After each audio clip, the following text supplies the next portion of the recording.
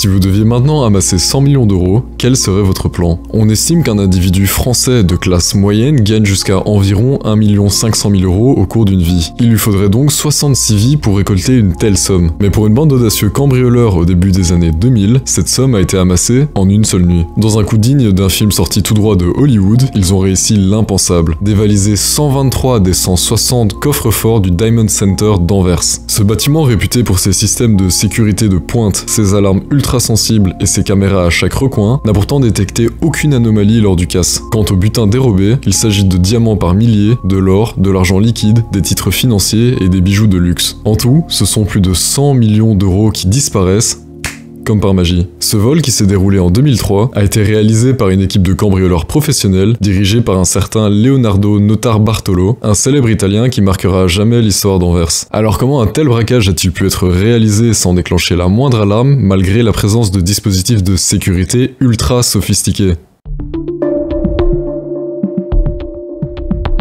Mais avant de vous raconter le casse, il faut d'abord remettre les choses dans leur contexte. L'histoire du lien entre Anvers et le diamant remonte au XVe siècle. Situé au nord de la Belgique, Anvers devient rapidement un carrefour commercial grâce à son port stratégique. Avec l'essor des empires coloniaux, la ville devient incontournable pour le commerce des pierres précieuses, notamment les diamants. Ce commerce attire des experts de taille et des commerçants de nombreuses communautés différentes.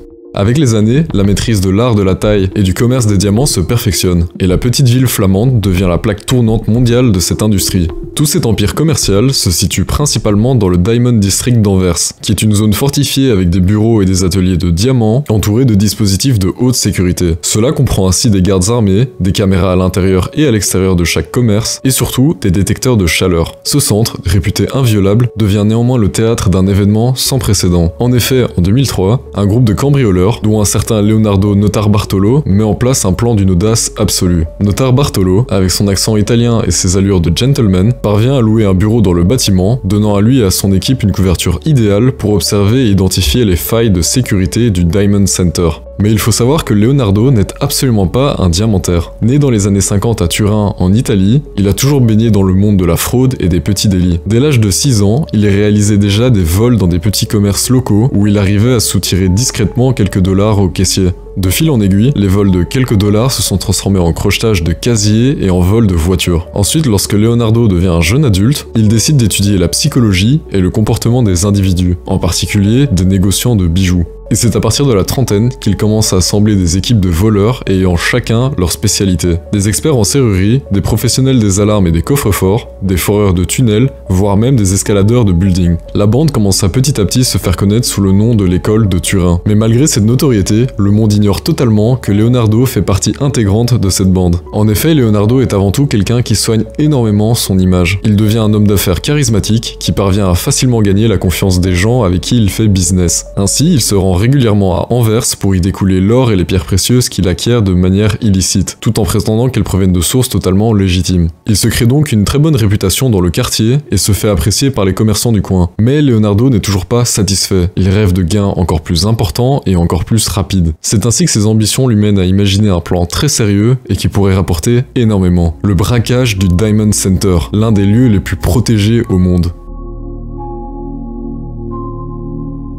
Mais juste avant que la vidéo ne continue, n'hésitez pas à liker, à vous abonner et à activer la cloche pour ne rien manquer, et je vous souhaite un bon visionnage. Les premiers pas de Notarbartolo dans le Diamond Center montrent sa capacité à savoir se fondre dans un univers de méfiance. Pour exécuter son plan à merveille, il décide plus ou moins 3 ans avant le casse de louer un bureau dans le bâtiment même, ce qui lui permet d'avoir non seulement un badge et une place de parking, mais également un accès régulier aux banques, aux bureaux et aux salles de réunion du centre. Il ouvre par ailleurs un compte au nom de sa société fictive à la banque et dispose alors d'un coffre-fort situé dans la salle des coffres sous le bâtiment. Il observe ainsi la routine, étudie les comportements et remarque immédiatement les faiblesses. Bien qu'il soit évidemment interdit de prendre des photos dans la salle des coffres, il parvient tout de même à observer la sécurité du centre diamantaire grâce à une caméra placée dans sa sacoche ou encore grâce à un stylo à billes équipé d'un mini appareil photo numérique dans la poche de sa chemise. Ainsi, chaque détail est analysé pendant de nombreux mois. L'équipe, surnommée l'école de Turin, planifie chaque étape du casse, analysant les obstacles et construisant des dispositifs pour contourner les systèmes de sécurité. Grâce aux images que Leonardo a su prendre en cachette, l'équipe a su recréer une copie exacte de la chambre forte, afin de pouvoir s'entraîner dessus pendant de nombreuses semaines.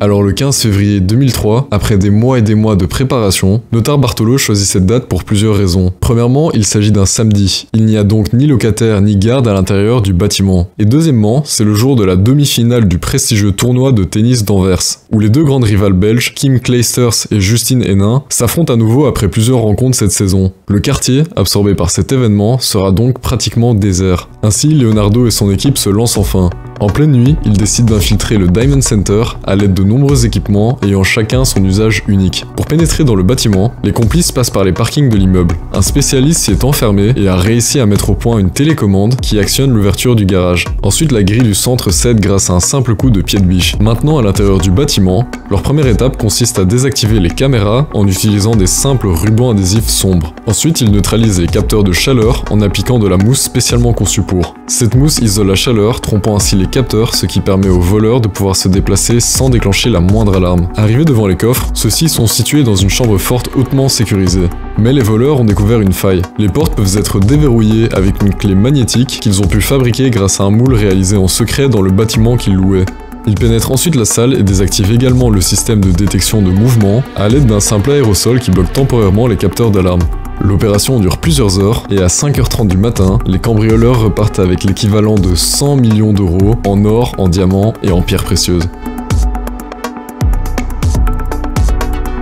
Les autorités découvrent le vol seulement après que les voleurs aient déjà pris la fuite. L'enquête est lancée et les forces de l'ordre se heurtent immédiatement à la complexité du casse. La police, en découvrant la scène du crime dans la chambre forte, est plongée dans la stupéfaction. Bien que la grille extérieure ait été forcée, la porte principale reste intacte et les coffres individuels, retrouvés vides, paraissent avoir été ouverts avec leurs propres clés. Les voleurs ont même laissé au sol certains objets difficilement revendables, comme par exemple des parures de diamants, ce qui témoigne de leur expertise et de leur préparation minutieuse. Ainsi, pour résoudre ce vol, les enquêteurs se retrouvent sans aucune piste concrète. Ni empreintes, ni traces d'ADN ne peuvent être relevées puisque les voleurs ont porté des gants, et aucune image de vidéosurveillance ne permet d'identifier les individus. Ainsi, rien ne guide les autorités vers les potentiels coupables. Pour démêler ce mystère, la police décide de reprendre l'enquête depuis le début en se posant une question clé. Qui dispose d'un accès régulier à l'immeuble et à la salle des coffres? Après analyse des entrées et des sorties, il y a un nom qui ressort en particulier. Leonardo Notar Bartolo. Étrangement, bien que son badge enregistre son entrée, il n'existe aucune trace de sa sortie de l'immeuble. Un détail qui intrigue immédiatement les enquêteurs et les pousse à explorer cette piste. Notar Bartolo est rapidement identifié, mais ce dernier nie totalement les faits, affirmant carrément que le casse était un coup monté, orchestré par des acteurs influents de l'industrie du diamant elle-même. Il décrit un monde de corruption et de transactions non déclarées dans le milieu du diamant à Anvers, jetant ainsi un voile mystérieux sur le vol et suggérant que des personnalités puissantes auraient pu être impliquées. L'enquête menée par la police et les enquêteurs spécialisés révèle que les voleurs ont minutieusement détruit toutes les preuves potentielles, allant jusqu'à disperser les résidus des diamants dans la nature pour éviter toute traçabilité.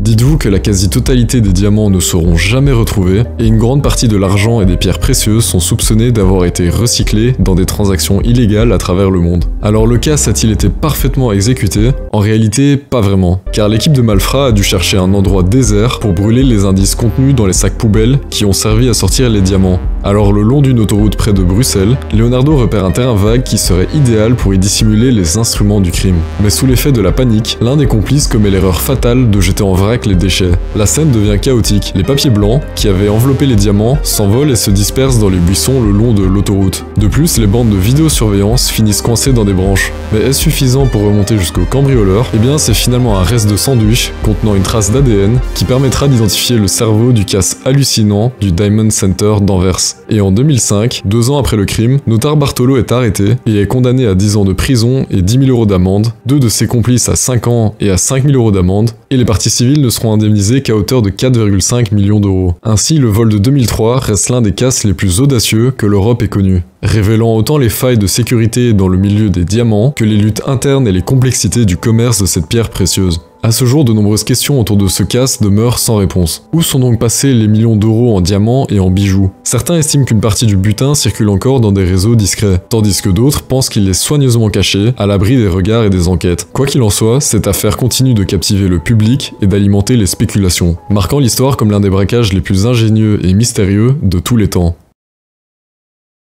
Merci beaucoup d'avoir regardé cette vidéo. Comme d'habitude, si celle-ci vous a plu, n'hésitez pas à liker, à commenter et si ce n'est pas déjà fait, à vous abonner et je vous dis à la semaine prochaine.